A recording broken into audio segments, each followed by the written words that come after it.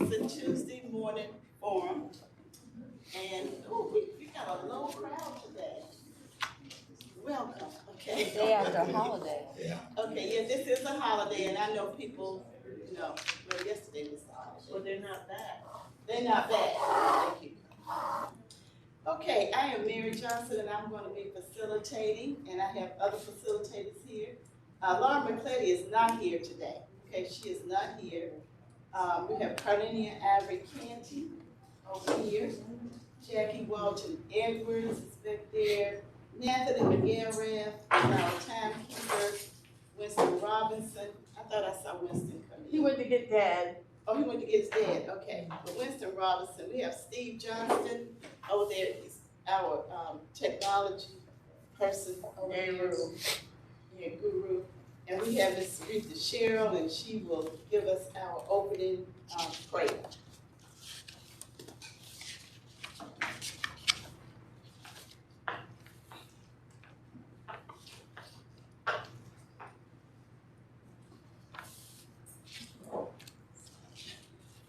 Good morning.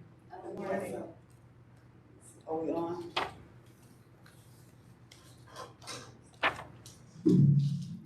Thank you.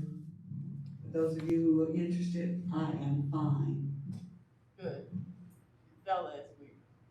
When you Thank said you. the I chair got did. away. The floor caught me, and I've suffered ever since. I didn't know my age. You did it very gracefully, though, I will say. Thank you. Nothing showed, nothing. Thank you very much. I appreciate that. That's the first thing I thought about. Home training. Let us bow our heads in prayer. Dear Heavenly Father, we do not know what the future holds, but we know who holds the future. We're thankful today for a myriad of ideas expressed during Tuesday morning forum. We're thankful for the many candidates who shared their platforms and were chosen by us and other citizenry to represent us at the national, state, and local levels. Remember our children today, Father. Remember our nation and our leaders. Remember our state and our new electees. Remember our newly elected local leaders and those re-elected. Give them wisdom and strength to persevere. And God, thank you for letting us see another Memorial Day, celebrating the lives of those who gave their lives for us. If it's in your hands, we know you will handle it. And it's in your Son, Jesus' name I pray. Let us say together, amen. Okay, do we have any first timers here today? Anyone here for the first time? Everybody's been here. Okay, today our guests are the mayor of Charlotte. Are you the honorable? Thank you, Ms. Johnson. Honorable Lyles, and Mr. Marcus Jones, who is our city manager. They came this morning to talk to us about, I think, the city budget. They came to talk about the city budget. We're going to let them speak, and then we're going to have questions. Okay, so if you have a question, remember to raise your hand. Also, I wanted to bring your attention to this piece of paper, and I think everybody was here last week, so you already know about this. About we are requiring masks on our, I know that you all have to speak, so we understand if you don't have a mask on, okay? So we're following the CDC guidelines. The maximum occupancy for this room is 75, and there is a Wi-Fi, but just make sure that you read this. These are just the participation regulations here. So I'm going to let them go ahead and get started. So you all give your presentation, and then we'll take questions from the audience. Thank you. Are these the mics? Steve, is this it? This is the, Just leave them where they are. okay. All right.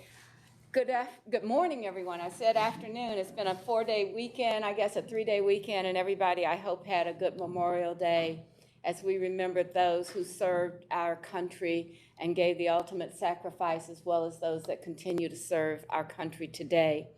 I want to say thank you for having me as your mayor and having the city manager come today. We're going to get right into it, but I want to brag a little bit about Marcus Jones, who's now been with us 6 years, who in the most calm and tumultuous moments always stays steady and consistent with the city's mission and values. When Marcus came to Charlotte, we talked about how we were going to address the issues of diversity, inclusion, and equity. And he has stayed consistently working towards those things, not just doing the small things like grassroots grants, but doing the big things, how to plan for people, everyone in this community, to have transportation to go to work. So I want you to know he's truly someone that is about public service. He's truly someone that is committed to this community. And he's someone that you can rely upon and depend upon to think first of the people that live in this city, the quality of life that we have. And so I'm not going to take any additional time away from him, because for the first time we're at $3 billion in a recommended budget, and I think that deserves the opportunity for everyone in this room, as well as those that are watching on various platforms, to understand what this $3 billion does and accomplishes it. So, Mr. Jones. Oh, thank you, Mayor. That's very kind of you. So I'll start off by saying that it's great to be with you again. And I remember a few years back, one of the first things I did was come and spend some time with you. And we talked about $150,000 for a grant program. And I barely survived being in the room that day when what we were talking about. But at that time, I think a $2.5 billion budget, and the conversation is, well, why just $150,000 as it related to the West Side? So I learned a lot from that day, and we learned a lot as a team. And one of the things that's extremely important with the budget is engagement with our community. So a lot of times we think of a budget as a few months in the spring, but really it is a 12-month process. And I'll tell you a little bit about it, starting with tonight. Tonight, the council will have an opportunity to actually vote on the budget. And it is something that I propose, but then I turn it over to the council. So we're in a strange position now, because it's really the council's budget to vote on. And we hope that from a staff perspective that it's approved tonight. With that said, the mayor is exactly right. For the first time, we have a $3.24 billion budget. That's a very big number. I will say that when you start to think about our budget, when we start to think about the taxes that come along, the property tax and the sales tax, and what you pay as a resident, it's closer to about $784 million, okay? And with those funds, we do things like we make sure that we have a 911 system, a 311 system, police, fire. We have public safety. We have transportation, solid waste services. So this becomes a full service city. So you say, Marcus, well, how do you go from $3.24 billion down to this number of 785 million? Well, if you start to think about it, there are other funds that we have too. The airport, right? We have the transportation system, CATS. We also, and I hope this morning we were able to brush and flush, right? We have a water and sewer system. So all of those are enterprise funds, and we have a hybrid one, which is solid waste. But for the most part, those are paid by fees, okay? So I want to concentrate again on the $784 million general fund budget, which grew by less than 5%. And I think that's important, because when you start to think about it, one of the things that I think you do not want to hear from me is that we raise your taxes, okay? So I'm proud to say that in the budget that was proposed, that grew by a little bit less than 5%, there were no layoffs, no property tax increase, and we were able to do that because first, as an organization, We have over 8,000 employees, and it's very important that we're able to take care of our employees. So one of the first things we do in the budget process is to see whether or not there are some things that we could get out of the business of doing. In other words, are there some efficiencies that we can have within our own organization before we come to you or come to the council and say we need more revenue? And what I will tell you is this budget is structurally balanced. That means that we don't have any one-time revenue going on for ongoing services. And it's not only structurally balanced this year, it's structurally balanced for the next fiscal year too. And I say all those things because it's extremely important. I would hope that you would look at us no different than any other company in the world, that you want us to have a strong balance sheet. And I will tell you that we have the highest balance sheet of any city in the country. We are a triple A bond rated city, right?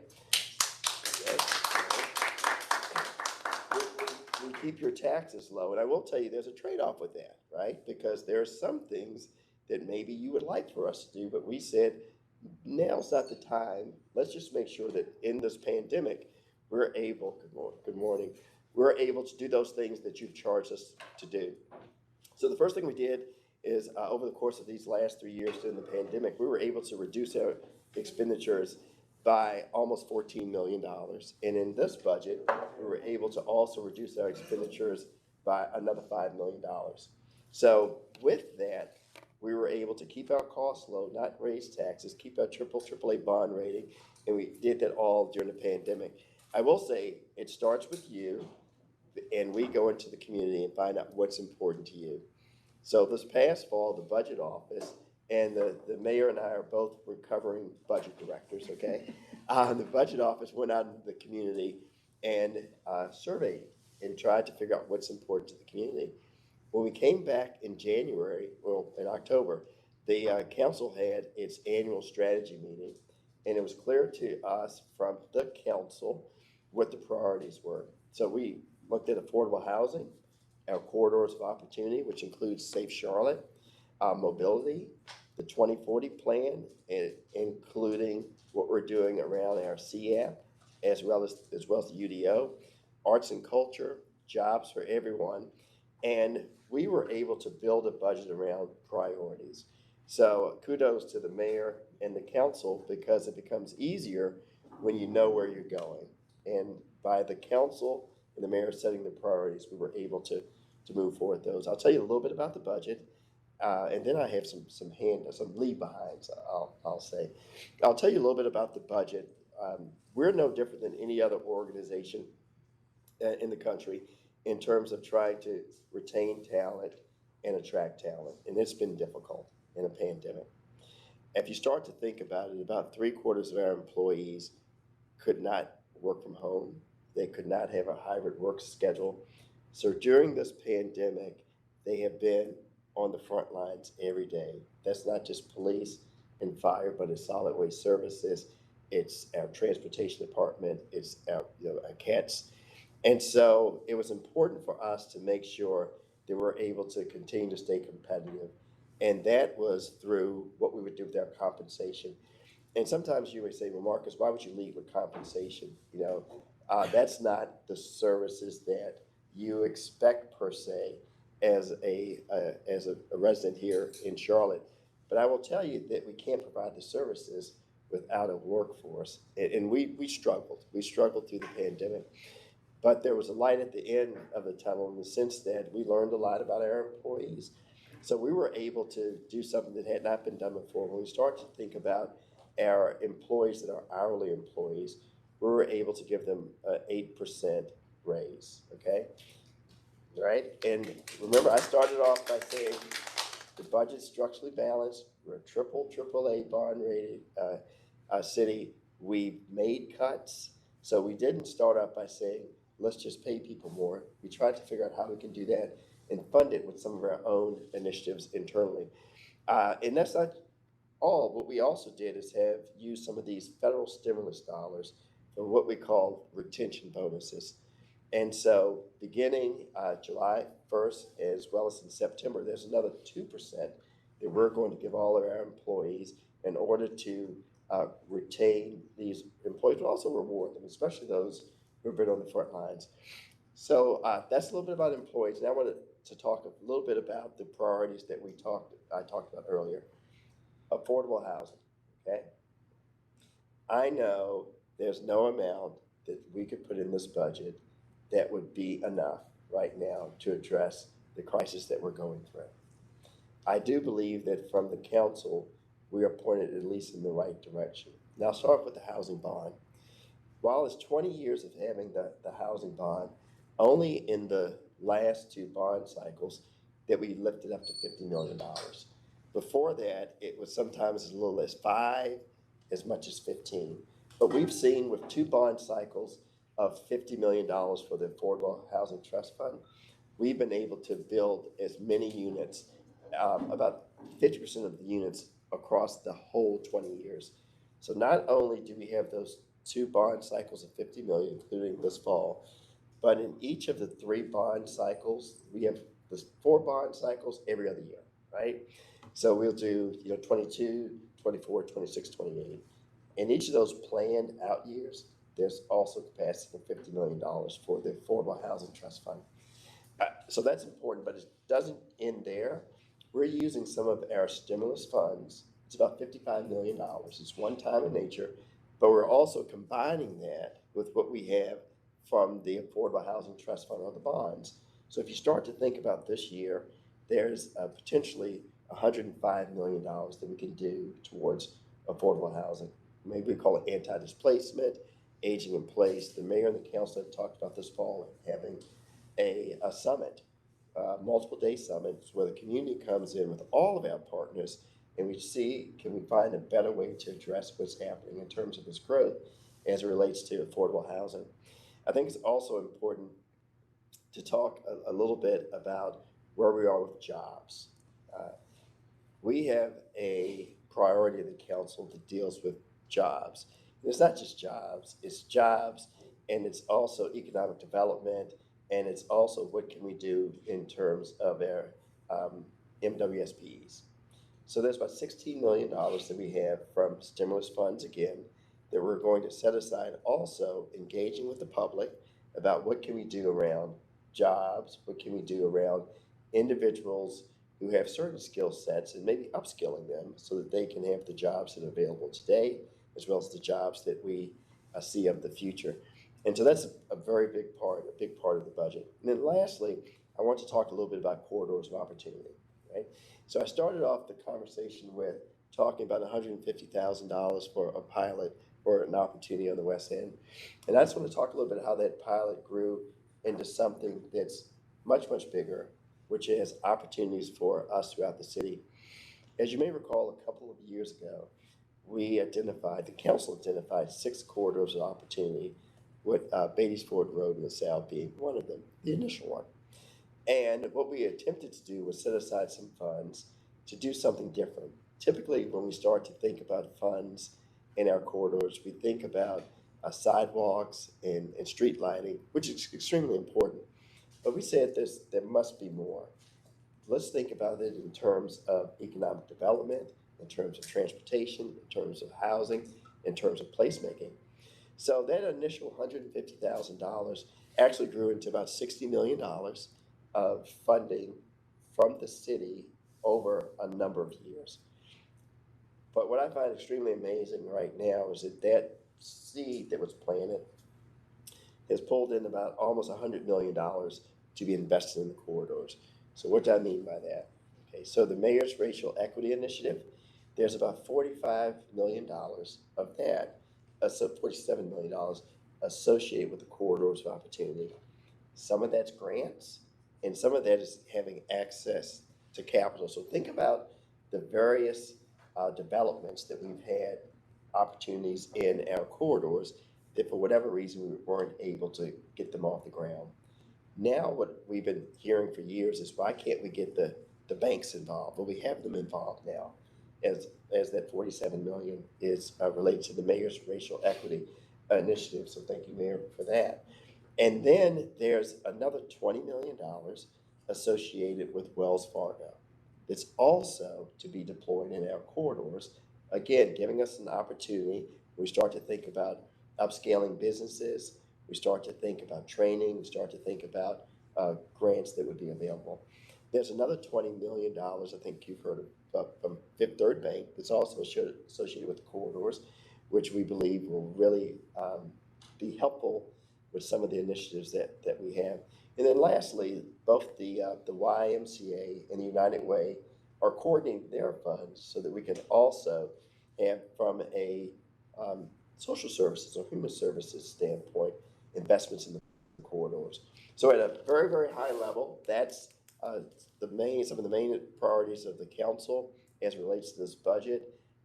We try our best to take care of our employees, to continue to provide you with exceptional services, but also look at those long-term items that we've been talking about, but actually putting funds behind them. So I think this is the fun part where you ask us a bunch of questions. Okay, okay, thank you. Thank you so much.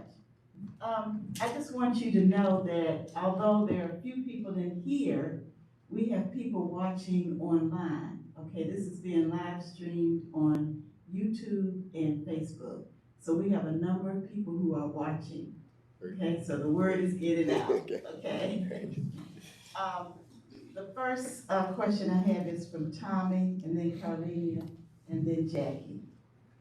Yeah, my question is, are we doing better as a race of people? Because I'm 75 years old. It seems like we have more businesses and more opportunities under segregation than we have under integration. Am I mistaken?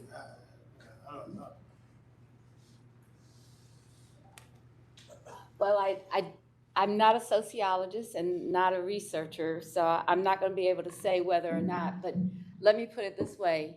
We have invested more in our community in the last 3 years than I've ever seen as a proportion of what we spend from your tax dollars. The corridors of opportunities are all in our neighborhoods. When you look at the mayor's racial equity, $80 million going to Johnson C. Smith University to make sure that it not just is a university, but one of the top universities in our state, in our country. So I would say we probably have to start studying the difference. But I grew up in a segregated community, Columbia, South Carolina, and I would say right now there is more opportunity. Now we have to take advantage of it too. We have to prepare, which is why the city has focused on jobs and job training opportunities, working with all of the universities in our city, as well as one of the key ones, we were just talking about this, Central Piedmont Community College is a job magnet. If you go there and get the training, there are going to be jobs. The Medical Innovation District is going to create 10,000 jobs over a course of 5 to 6 years. 5,000 of those only require a 2-year degree. We need to get our kids into those programs. We need to get them into school so that we can say and answer your question that we are better off. Thank you for asking, Mr. Robinson. Okay, Carlenia. You can put me down again, because I know that within the time parameters, I'm not going to be able to get all my questions in. First, thank you for the monies that you did give to Johnson C. Smith. I thought that was great.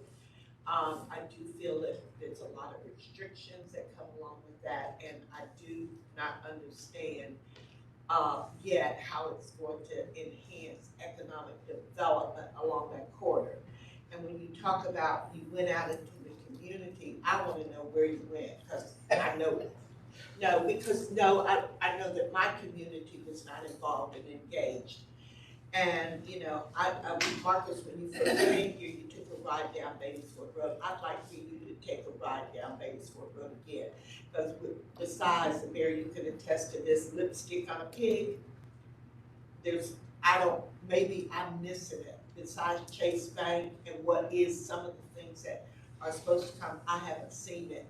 The trash is not all your fault, but there's a lot of trash.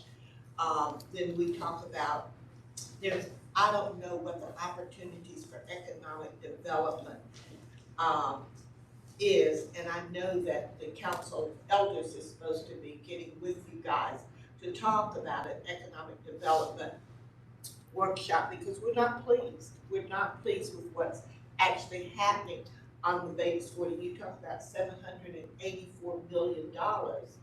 And yeah, you take that 80 and that's fine, and I love Johnson C. Smith, but I don't see it trickling down to where there's economic development along, I see crime. Okay, let's let them respond. Well, I'll take the first shot at it. I think we're building this the right way, and let me test it with you. So for the first time, we have this level of resources. So we're trying to build this table that has the community at the table, as well as the public sector, as well as the funders, whether it be Fifth Third Bank, Wells Fargo, what have you, and come together to make sure that the investments are what's important to the community, as opposed to the city saying, this is what we're going to do to you. So I believe one of those lessons learned is don't start off with a solution until you've had an opportunity to sit down with the community. So that's the first step, is what we're going. I'd love to ride with you again, and to see what's happening up and down the Batesford Road. I know there's some things that are more long-term, and there's some things that are short-term that I'd love to just turn around and just get done. I'll wait till my next time to address the community at the table. So I'd like to address the idea of Johnson C. Smith. President Armbruster was at the table for every part of that discussion, and it came out of the Golden Bull long-term plan, the implementation for the $80 million. But I think also it was added to when several of the business community folks said, we will provide internships for everyone that comes out of those programs and curriculums that the university wanted to have.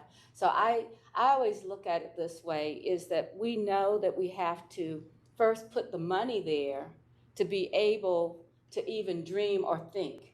And so a lot of this is about the investment along the corridors, as well as the racial equity program. The other day someone said, well, why are you putting money into a bus system that doesn't work? And I say, well, how are we going to make a bus system work if we don't have any money? And it's a little bit like, get the money and get good people in the room to make those plans and make them carry them out. And so it does take some time. It's like the money comes first, and then the people come in and make the decision second, and then we actually get down to do the work.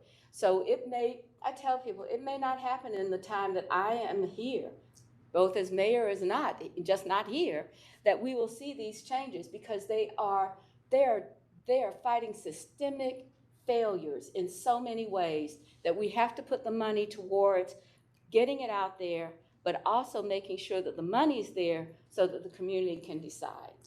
And I think we also have to remember, COVID hadn't gone away. We're talking about masks in this room right now, and think about it, 2 years of nothing happening because of a pandemic. And now we're at a place that we actually worked during the pandemic with a lot of community people, a lot of business people, a lot of the city council, to get some things on the ground. And so I hope that we build on the shoulders for the next generation. That's kind of the way that this money will work. Okay, Jackie? Good morning, thank you for being here today. This is just a small amount of that almost $800 million. Can you just talk about the beginning, moving forward with, is it Safe Coalition? Safe? Oh, sure. Thank you. Okay, so well, let's go back. I guess it actually started in this room. We had a public response to a crisis that had happened across our country.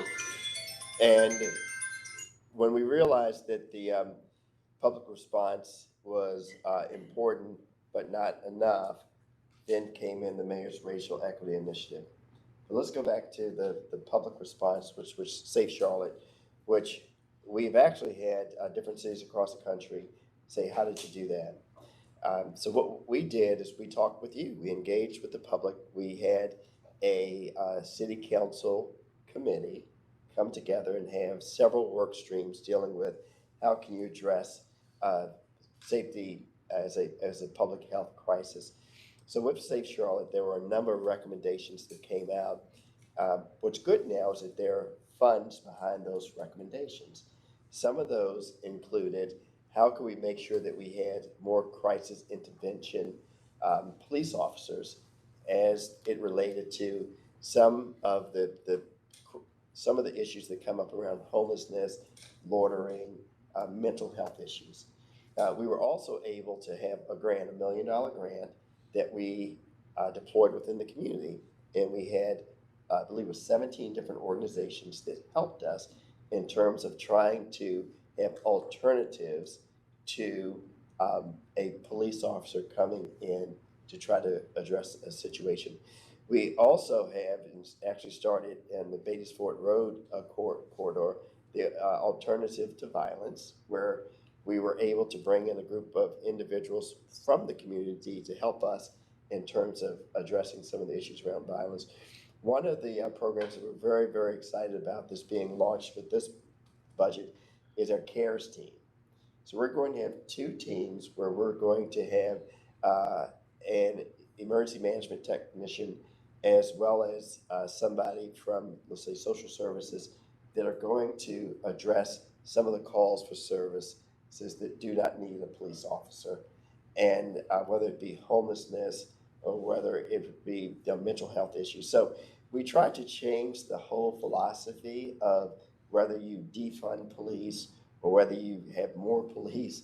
We try to figure out how can we get the community to come together and help us. So we're very excited about where we've been with Safe Charlotte and where we're going. So there's funds have been in last year's budget as well as this year's budget, and we will launch the CARES teams this summer.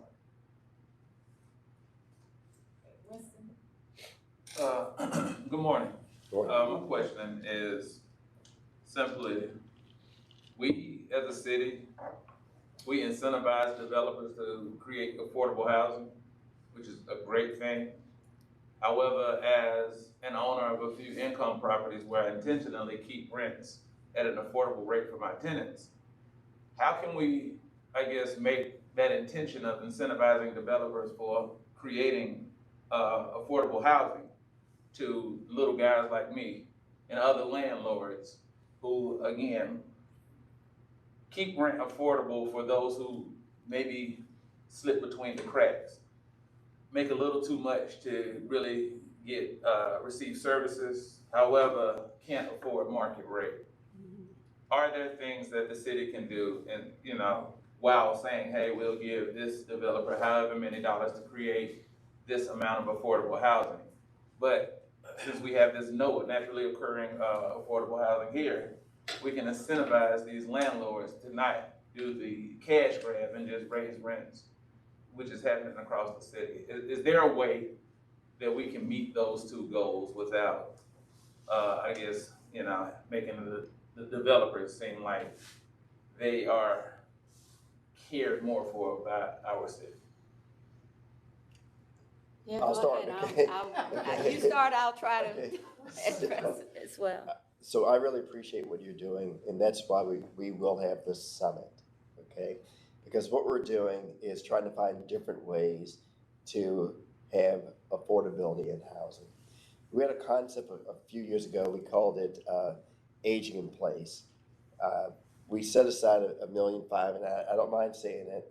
We set aside $1.5 million because of the reval, and we thought that we would have a situation where a lot of individuals, elderly individuals, would be forced out of their homes. It was interesting that we only ended up spending about $30,000 in the first year with that. And so anybody in the program, we kept them in, and there's another reval that's coming up. So it was a lesson for us. The lesson was sometimes while the tax increase could be a problem, sometimes it is a roof that causes somebody not to be able to stay in their home, or an HVAC system, or even a tree, right? So as we start to look at what we can do differently, I welcome having a conversation. I want to have a conversation when we're finished. I'd like to talk with you. Innovative ways that we can keep units affordable, whether they be single family or whether they be multi. But that's what we have to concentrate on now, because you're right, naturally occurring affordable housing is on the ground right now, as opposed to when you go through the housing trust fund, it takes years to actually build. So that's what we need. We need different opportunities like yours to keep rents affordable. I'm gonna say this, Winston, you absolutely nailed, this is the problem. We do not have, we have the great ability to build. We actually have a gap when it comes to people that own investment properties, maybe 2 to 6 or 10 units, and we haven't done anything to help them maintain and do this. The only way that you've been able to get it is to get a tenant that has a rent subsidy, and that doesn't always work, or there's congregation of too many subsidies in one place. So this fall has got to be the time that we speak up and start talking about that, because you're the backbone of what you say, keeping things affordable, and we'll come out and inspect your place, or, you know, it might be a light bulb or something very minor, and we haven't subsidized that in the way that we need to make it possible for you to continue to rent those folks. So I think you're very clear on the gap, and we need to do something about that, because we have not closed that gap of what I call, you know, if you're not a member of the apartment association, they get all of that big volume. But if you're just a landlord here in Charlotte that has, you know, 6 units, 2 units, I'm not sure that we've been doing the right by you. So we need to do that. Natalie? I'm speaking for the elderly this morning. I'm here. I have a, I don't think you're elderly enough. We're not talking the nearby, the elderly. And I confirmed this with my ophthalmologist. There is nothing that we can do about night blindness. As you age, you do lose your night vision. There are certain streets that I can't go on at night because the street's not lit and not lined. W.T. Harris at Sugar Creek all the way out to the mall, for instance. I can't go there at night because I can't see the road. I need lines on the road in order to make sure I'm in the right lane. Mm-hmm. So it's a simple request. If we could go through Charlotte, and I'm still not sure why we can't get lights on W.T. Harris. I've been told different reasons, but at least give me a line that I can follow. So we need to make sure that every roadway in Charlotte is lined with iridescent paint, or if we could put the reflectors on the roads or something, so that I'm not confined to uptown. It's the only place I know I can really drive, I can really see. I need to be able to go other places at night, and that's all that I require is line the road so I can see where I'm going. I don't even think it takes a lot of money. Oh, you'd be surprised what it takes. You know, and how much is paid, you know what I mean? mm-hmm. Let's see if we can't get those roadways lined so I can go out at night.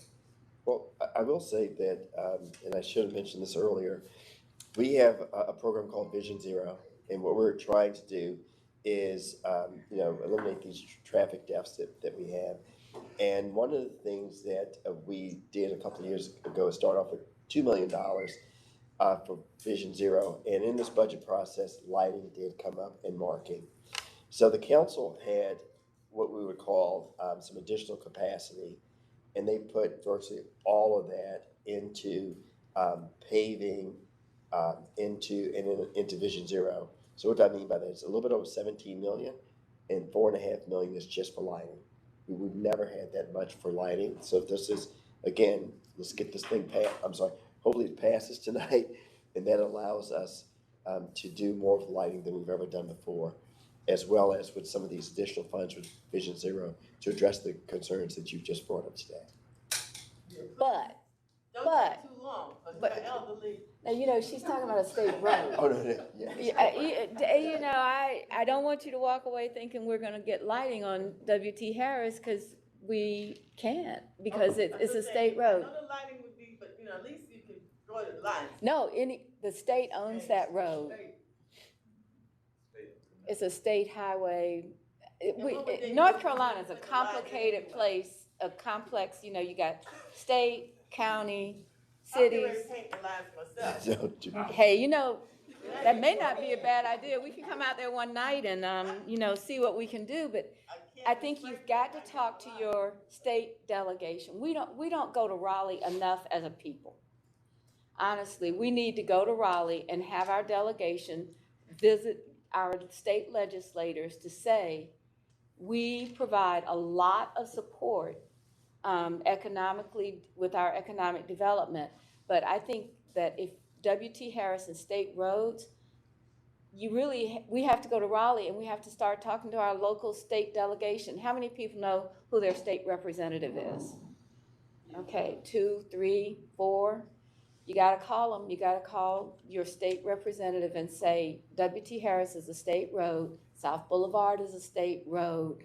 There are a lot of them around that need work, and talking to them would really make a big difference. Okay, I'm next. Excuse me, I'm next. I just wanna really, I have a question, but I do wanna say this first. I'm just responding to what Tommy had said about building wealth in the African American community, and what Carlini was saying about Beatty'sford Road. I grew up on Beatty'sford Road. Okay, I grew up there, and I'm here to tell you that that Beatty'sford Road used to be a very prosperous corridor. I mean, people think that it's always been like it is, but it has not. There was everything on Beatty'sford Road. You didn't even need to go anywhere. We had everything. Even Harris Teeter was on Beatty'sford Road, where Food Lion is. And I just made a list of all the businesses that were on Beatty'sford Road, and I also thought about all the people that lived on Beatty'sford Road. You know, most of the high school principals, teachers, ministers. I mean, it was just a different atmosphere. Candace and Farmers Bank used to be right there at LaSalle and Beatty'sford. So my question is that since we know that we need entrepreneurs, because that's how you build wealth, through entrepreneurship and home ownership, that a lot of those businesses that were on Beatty'sford Road, they didn't have a succession plan. And when they went into business, they didn't have a business plan and all of this. They didn't go to the bank and all. I mean, they didn't do all of that stuff. They just opened their businesses, and their businesses were profitable. So is there any way that we can encourage entrepreneurs, maybe African-American entrepreneurs, to open businesses on Beatty'sford Road? You know, is there any way to incentivize? Now, I do know that there are lots of Asian businesses on Beatty'sford Road. And I think that, and I'm just guessing, but they have their own money to do this, you know, to start this business.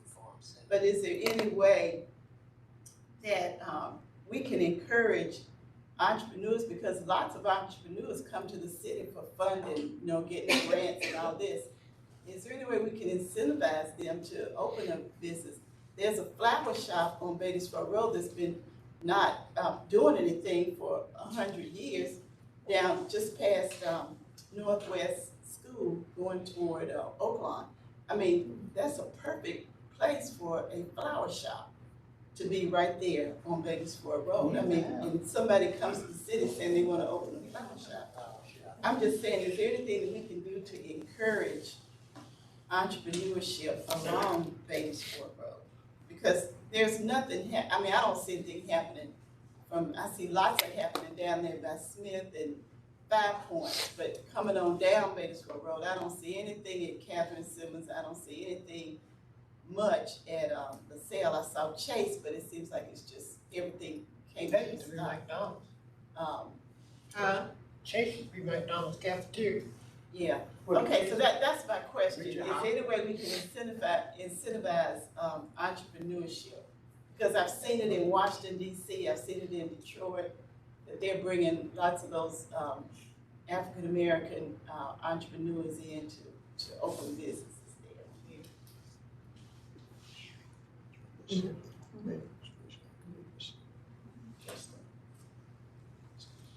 So do you want to go Yeah. through the 20, Yeah, so, Fifth Third and all of yeah. that? So as a part of that, with the Mayor's Racial Equity Initiative, part of the funds that come from that bucket that we talked about are for those types of purposes, right? How can you help Black and brown businesses? But it's not just with resources in terms of financing, but also training, educational resources too. And then there are the opportunities, and this is going back to the question you asked earlier. There are opportunities with Fifth Third Bank and Wells Fargo and the other institutions that are literally putting grants into these areas for the formulation of business opportunities. So again, while it's in its infancy, I just I don't think we've had resources like this in a while in order to be able to bring some of these projects to fruition. Okay, Carlene, I want to follow up on what Mary is talking about. And you know, 50 years ago, I was on that trailway bus. I haven't seen it. I want to see it. I don't want to be here 2 years from now or another year from now talking about the same thing. When I talk about economic development, I want to see it. It breaks my heart to walk. I'm at West Charlotte. That's one of my schools. I'm in that area. I see the opportunities. I thank you for what you're doing. But I don't want to see, I saw Mr. C's is gone, Krispy Kreme, all that, I see that gone, but I don't see what has been there to replace it. And I don't see the economic development and the opportunity. You talk about the mayor's equity, you talk about Fifth Third, you talk about Wells Fargo. I want to know who are the people that are involved and engaged, and how do you get involved and engaged? Because there are people that I know that could lend this, because what we're talking about is having a summit so we can not complain, but talk about the challenges. If you already have a group, we all need to come together, because this, you say they have this, they have that. We gotta be inclusive and not fighting each other, but to say who is involved, are these the right people? I need them to respond. And I think, wait a minute, you went along. Are they representing the corridor? So I want to know, what is the plan? I want to see the plan. I see better than I hear. I want to know. I want to see on paper what kind of plan to make these things happen. That's right. Who said it? Blanche is next. Oh, I'm sorry. They didn't get a response. I'm sorry. I know what I'm talking about. So I want to do that ride, and I want to talk about it. I want to know who's on this committee, and let's move on from there so that we can be a part of it. These people in this room need to be a part of it. Anybody on this committee? Anybody giving any input? No. Okay. Never. No. Go ahead. Thank you for being here, and it's amazing how we constantly say the same thing. I'm always with Ms. Ivory because, of what's not happening in our city. And I think we say a lot of stuff, we got the grants and the funding, but at the end of the day, there's still some concerns in our community. And Mayor, we're on our way to Washington. We do go to Raleigh. And it's a group of us that do that. But I want to talk about what's happening here locally. What's happening here locally, we need to close our city down for a second. Because you're talking about these developers coming up in here, taking over communities and renting houses. And I also, in my neighborhood, there's 4 houses on this small lot and they're leasing those houses. So now they act like they don't want us to be homeowners because these people are paying just as much as if they were homeowners. So when are y'all gonna tell them? Now, a lot of y'all are down there that look like me. So when are y'all gonna tell these developers they can't keep doing what they're doing? I mean, all up on Sugar Creek, all over in the Grant, I mean, houses are coming up. I'm in the university area, houses are coming up everywhere. And it's definitely not affordable, like he said, Winston said, but at the end of the day, they're renting to people where they can't be homeowners, number one, and then they charging this outrageous price. So, y'all looking like me, so what y'all gonna do? What we gonna do? Gonna close the city down? What we gonna do? Because at the end of the day, there's a problem here. And we can't keep sugarcoating stuff. That's my opinion. There's no sugarcoating that can be done on this. This is exactly what you said is happening.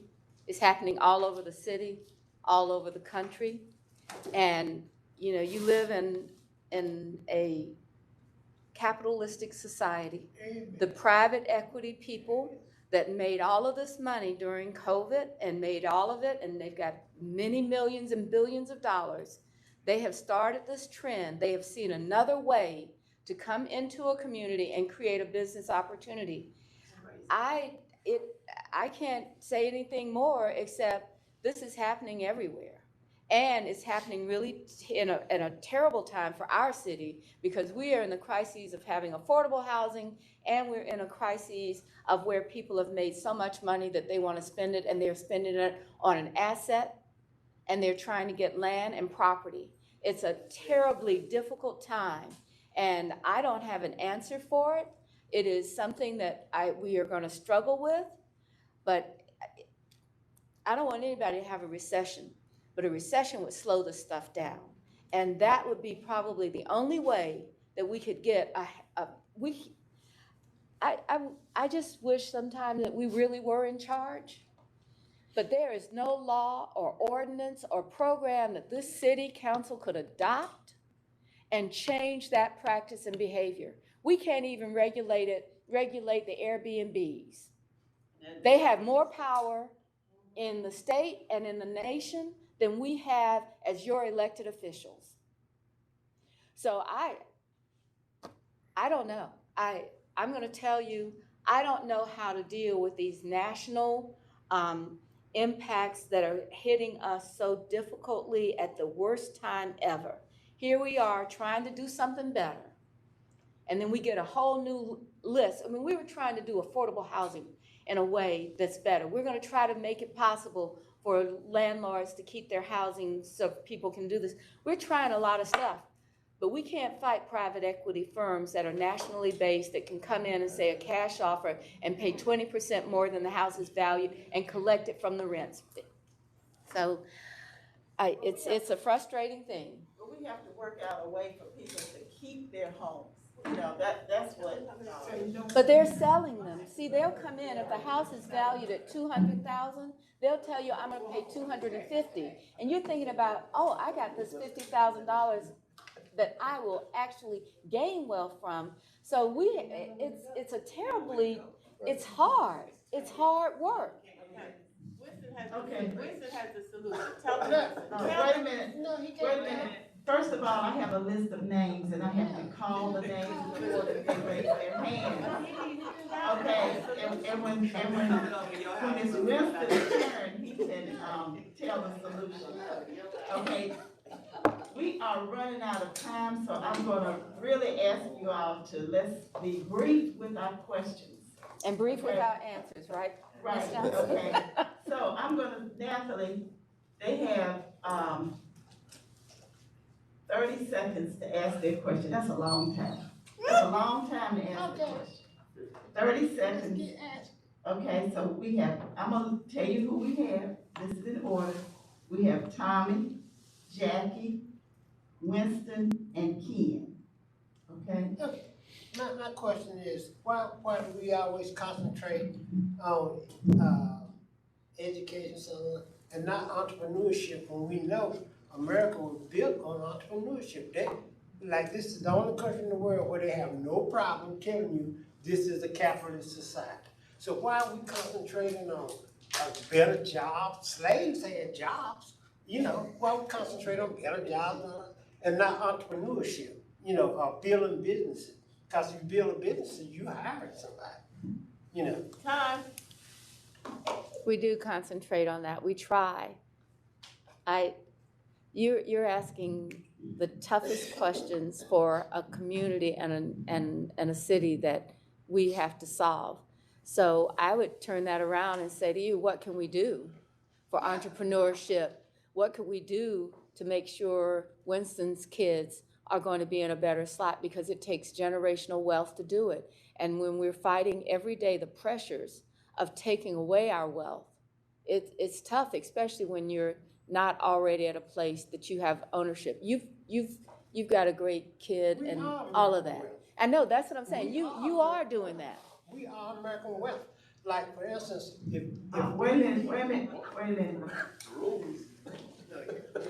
And listen, part of it goes back to the school system. Because, no, I'm gonna say, because our children don't wanna work hard in school, okay, so you know they're not gonna wanna work hard there. Okay, Jackie? My question, I kind of forgot what it was. Okay, Winston? I have a two-part question. One, I want to advocate for my beloved McCrory Heights. The best water treatment plant is right in the front of our community, which I believe could be a driver of tourism. However, it's so isolated, and I understand there are sensitivities with access to water facilities. However, those two towers, there are beautiful murals and light shows all over the city, except this one area, which I believe could attract tourism dollars. I wanted to know if there is an initiative to kind of get that upstart going, as well as the parking in the best water treatment. Okay. Okay. you trying to get a dad a job.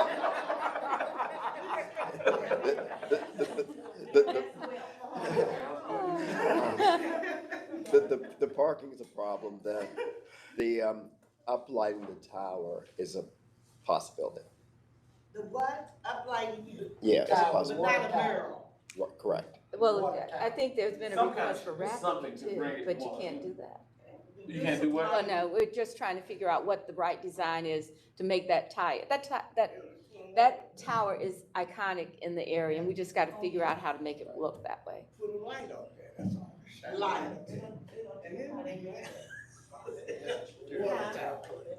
Okay, Ken?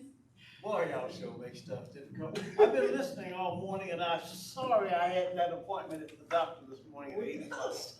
But first of all, number one, you remember when we used to say black community, uptown black areas? We changed that, we didn't like the concept that it presented. So we have the word urban. Y'all need to stop talking about affordable housing, because that's just a catchphrase for what they don't want to say. They don't want to say low income and moderate income housing. That is an issue in Let's itself. ask the question, your time is up. Okay, well then I'm done. Okay, thank you. What was your question, Ken? Huh? What was your question? Can the city pass a resolution that goes to its legislative delegation and also directly to the Department of Transportation, listing the need for, as someone listed earlier, stripes in the road and lighting as a priority for transportation needs? Is that an option, a possibility, or even an interest? She said you have to go to the state. You want to repeat? Because those are If the state budget's roads. adopted Yep. tonight, Right, if the budget is adopted tonight, we do have funds for lighting and for striping. Not on the state. Well, that's all I'm maintain roads. concerned about, is the state roads. That's what I heard someone talking You about know, what earlier. happens if you do it without the state's approval? What they gonna do, come try and take it off, race it? they have other ways, like taking your money for it. Like they get the gas tax. And if you do something that is inconsistent with their intent and purpose, they can withhold local funding that you've sent there, and they do that to Charlotte sometimes. So it's a risk, yes, but I want you to know, cities only exist at the will of the state. And if we don't have people in the state legislature that are supportive of our efforts, there are penalties that can be very real to other programs that we have. So, just going back on Ms. Ivory's question about economic development on the west side. I know, like Tracy Dyson, does a lot to recruit businesses and sustain areas like South End. Has there ever been a point of emphasis to recruit, black businesses to the West End? Mechanic and Farmers, First United Bank, First Liberty, these black-owned entities that could anchor, jobs on the west side and still maintain the integrity of a black community. Yeah, Winston, I'll start by saying that we have been working with a number of individuals, black businessmen who have been, And women, who have been successful in having developments. There are several in the pipeline that we are working with also that we believe we can still have that same level of success. So yes, that is a priority. And given this is a banking city, like those institutions could be nurtured by the atmosphere from being in Charlotte, right? That's right. Yes. Are they being have to. recruited or? They're getting access and the ability to put forth the best plan and get funding without the cost of being funded. Jackie, okay, now you remember. Yes, I do. I guess I just want to ensure that when there is the convening of these folk,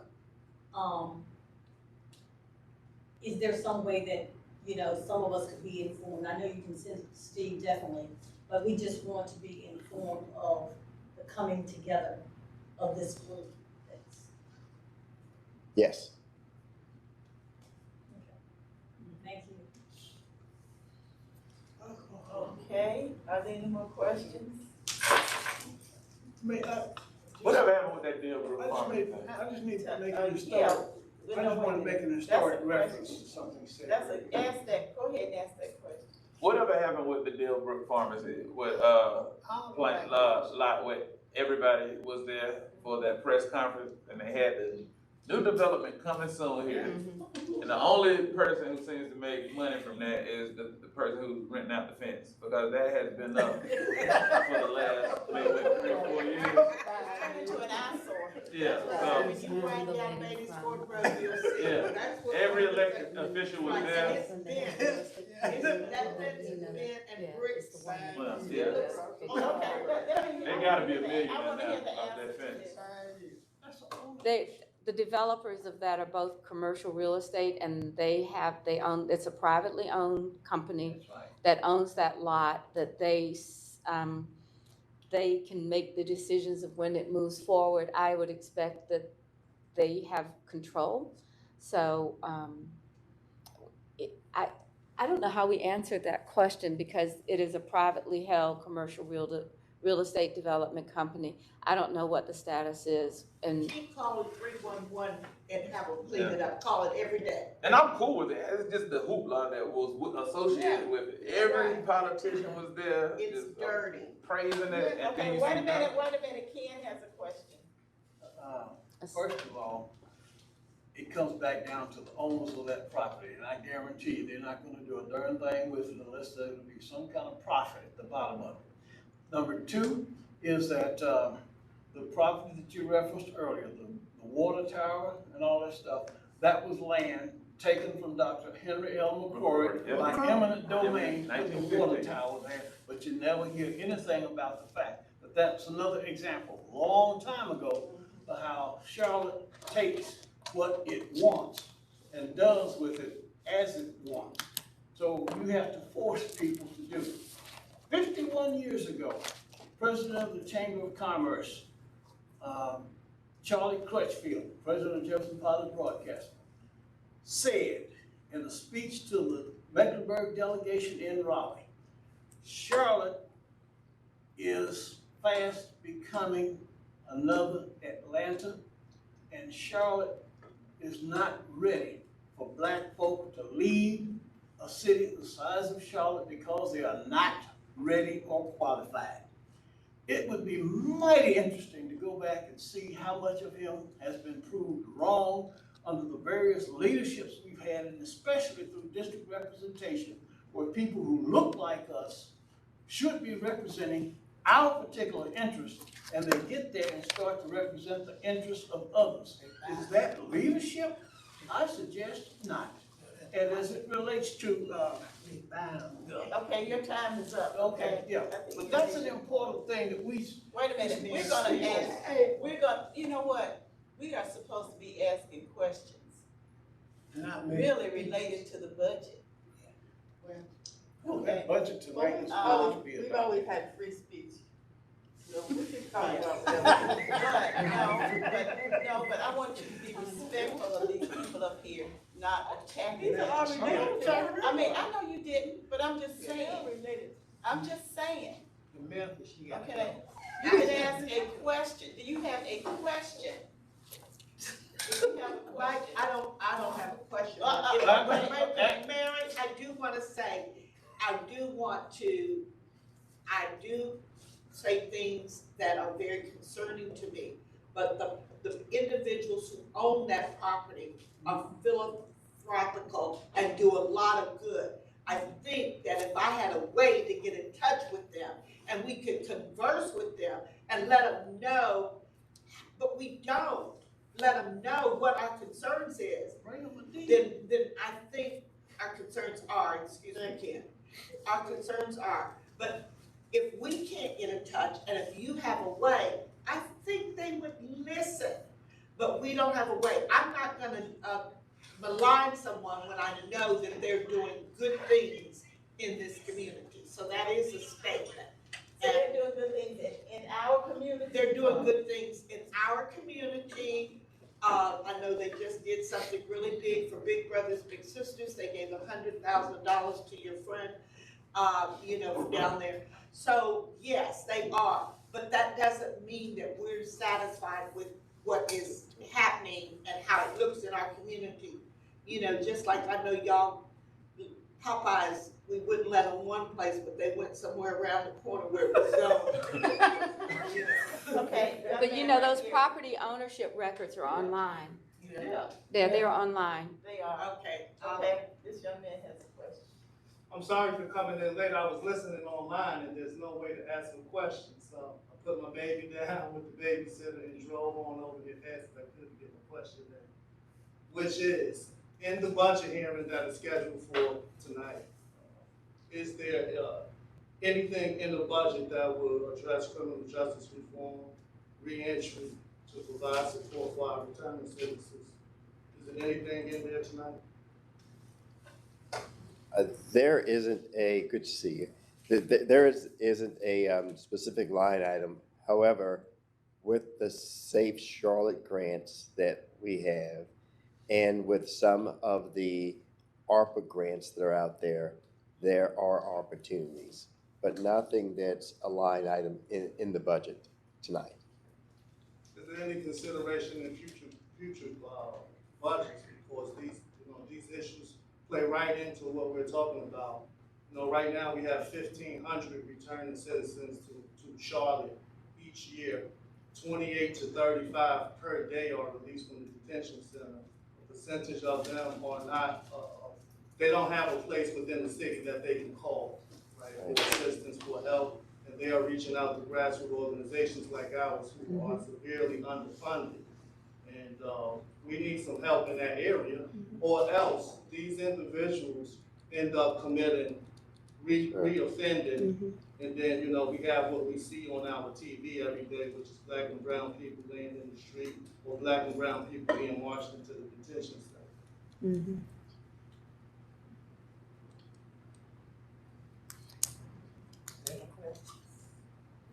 Well, okay, we have time for another question or two, as long as it's 30 seconds. answer the question? Not, and it's a question, not a commentary. Ken? Is the city positioned to pass a resolution asking for considerations for those issues regarding the striping of the state roads in the city where they are necessary? I would suggest an alternative as that you actually go directly to your state delegation, and that's from Mecklenburg County, and ask them to take action in the short session or the long session that the legislature will have. We have 13 representatives from Mecklenburg County that go to Raleigh, and so I would suggest that you contact the delegation. I mean, more directly than the city doing that. I think that you want to go to the people that actually can sit on committees and can have that conversation. That would be my suggestion. Okay, Tommy? Do we have any way we can get together and use our wealth as an asset? Because like, what I'm saying is like black people in America have so much wealth. We have wealth.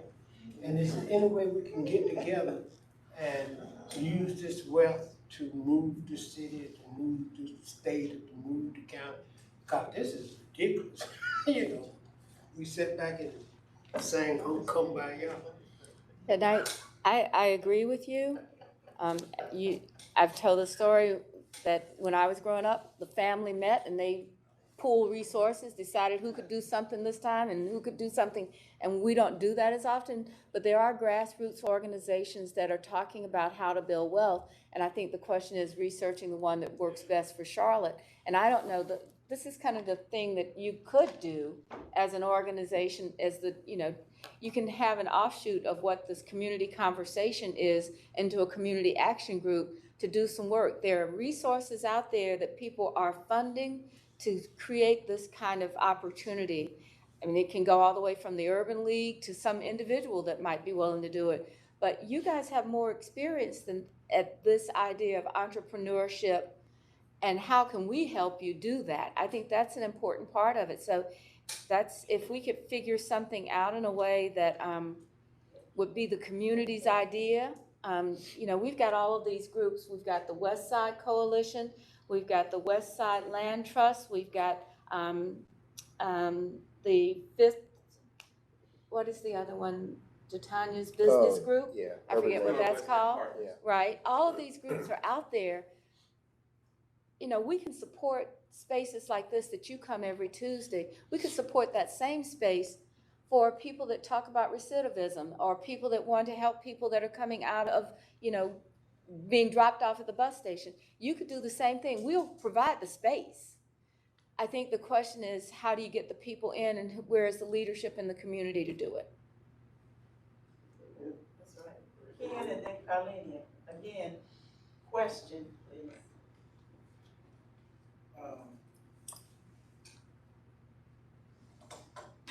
When you referenced earlier about the apartments association, that to me clearly reflects how government and leadership and politicians pay attention to the money. The apartment association is a giant organization. Okay, question, Ken. You have to ask your question. So my question is, did we misjudge, not consider, or it just was an oversight about those people that you suggested that you would work with in terms of managing rents?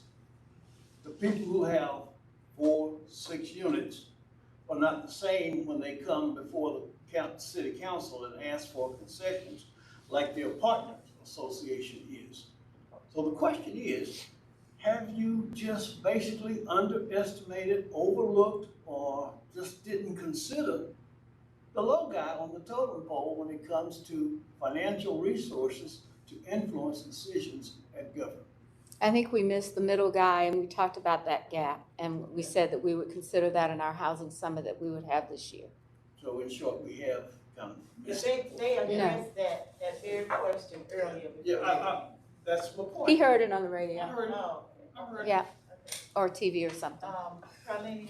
I heard you. Okay, I'm trying to put this in a question form. You say that, Mayor Lyles, you say you have the space.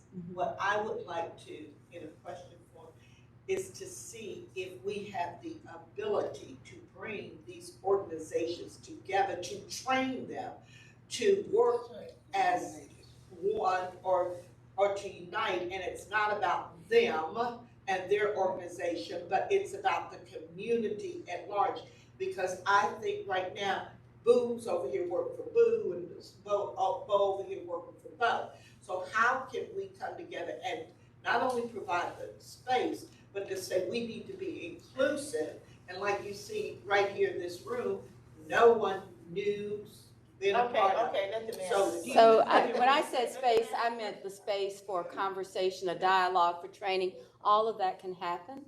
I think the question is, you have to convene first. And you know as well as I do, community organizing starts off with convening the right people in the room, getting them the data to share, and then making a decision of what to commit to. And so that's what basic community organizing is. And I would encourage that. And I would tell you, I think that the Land Trust on the west side has done a really good job of community organizing. They have, they have expanded their footprint and what they're doing, and they're accomplishing that. It is not, they're not creating a you versus all kind of scenario, but, talk to the leadership in some of these other groups and say, how do we come together? I think there is opportunity in that. And as I said, in terms of me thinking, you look at, you're in community relations right here. All of these folks are trained facilitators, ready to help us do things around equity.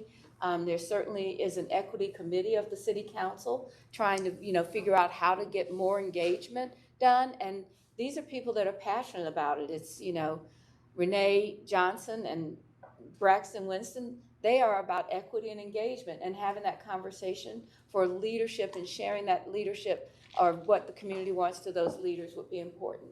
Okay, before I get your question, I want to say that we can't ask them to do something that we need to do. We can't ask them to get our communities together. We need to. Okay, what's the I'm just saying, I don't know how, but I'm just saying that we're asking them to do something that we as a community need to do. And in Renee's defense, she is going to have a community meeting that is. Yeah, it's no defense. But She I was want appointed all of us. specifically for that, Yeah. because that was her interest. I mean, she was really strongly interested in engagement, and that's why she was appointed to that effort. So I would say contact Renee, right? Okay. Is there anything in the, budget proposal or plans to address the voucher system? The housing voucher system that is operated by Living. You know that the, city of Charlotte was awarded 178 emergency housing vouchers. Our organization is one of the two receive 18 vouchers. So far, collectively, the city, the county, we have only housed 6 individuals. It took me 1 year to house one of our clients, exactly a year.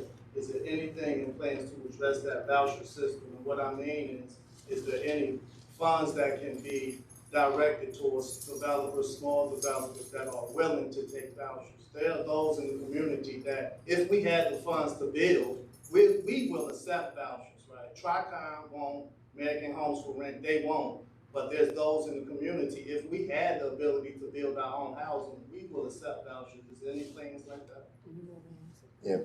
Yeah, we don't have anything in the budget that deals with vouchers specifically. However, as we talked about earlier, trying to find different ways to make sure that people can be housed is a part of what we're doing this fall with the summit, but nothing specific to vouchers in the budget.